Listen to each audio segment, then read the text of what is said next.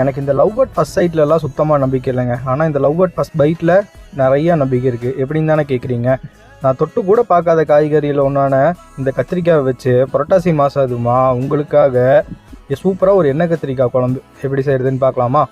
100 days சேலஞ்சில் 78 நாள் video போட்டேன். Balance இன்னும் 28 நாள் தான் இருக்குது. ஆனால் இந்த 28 நாள் ரொம்ப டஃப்பாக இருக்கும்னு நினைக்கிறேன். நான் ரெகுலராக வீடியோஸ் போடுறேன்னா இல்லையான்னு ஃபாலோ பண்ணிவிட்டு ஃபுல்லாக பாருங்கள்.